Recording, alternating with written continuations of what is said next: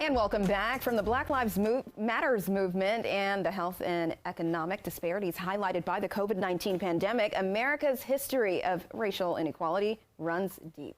But how can we move towards justice and equality? The new book, Lies About Black People, takes a deeper look into this issue and how we can move towards that racial equality that we are all hoping to achieve. Here to share more about his book and its purpose is author Dr. Omekongo Dibinga. Welcome.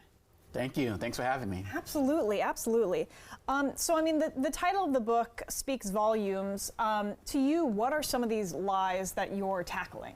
Well, one of the reasons that we have to tackle the lies is because our foundation of this country has been built off of lies about different groups to keep people apart. Julian Bond said if you flip the words of America, it spells out I am race. So some of the topics I talk about, the idea that black people can't swim, black people are bad with money, black people are more likely to be prone to criminal behavior, black people can tolerate more pain. These types of ideas have been at the heart of so much legislation and discrimination in this country, and I like to dispel those myths in the book. Now, let's talk about why now. This is a time that you brought this book out.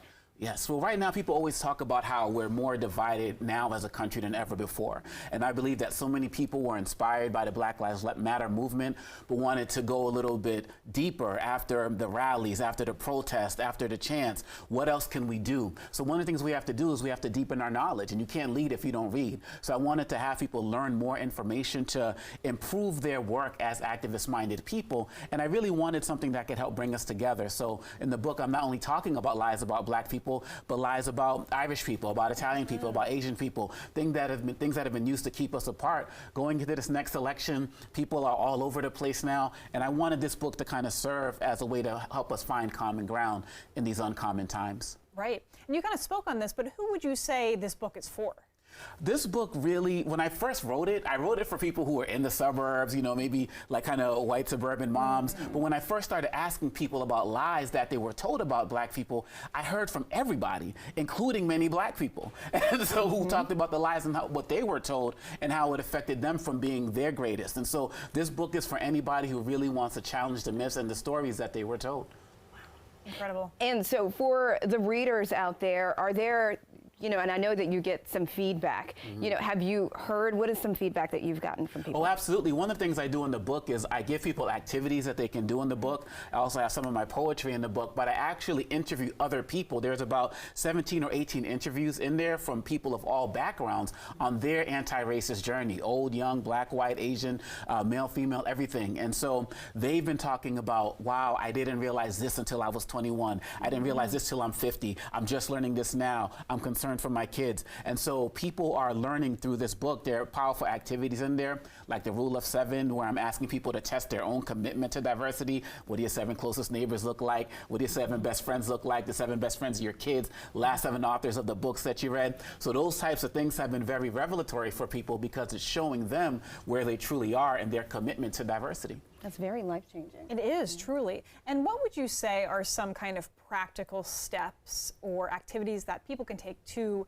fight against stereotypes and lies? Well, the first thing we do, you know, I speak at schools across the country, corporations, government groups, and I do this same exercise everywhere I go. One of the first things we need to do is take an honest look at what we were taught, the stories we were told. You know, when I was growing up, there was a stereotype about, you know, Asian people can't drive, and a lot of people in my community picked that up.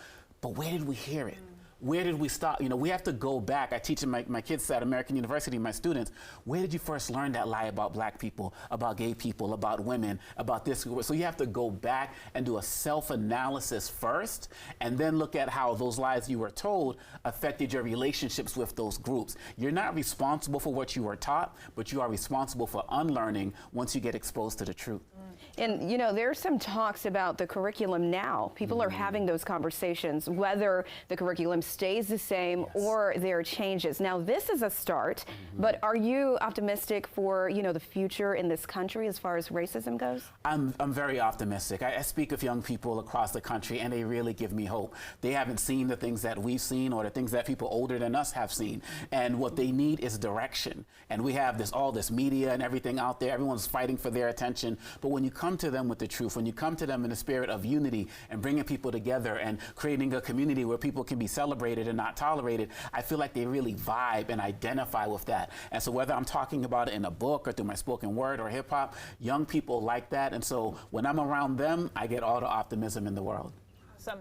And quickly, where can people find this book if they want to buy it? They can find it wherever books are sold. They can go to liesaboutblackpeople.com. I'll be doing a reading next week at Busboys and Poets. Next Tuesday, people can come out. But everywhere, Barnes & Noble is the Amazon bestseller, right now as well. So wherever people get their books, they can get this book. Awesome. Dr. Dominga, thank you so much. We really appreciate you having on the show. Thank you. Thank you for having me. Absolutely.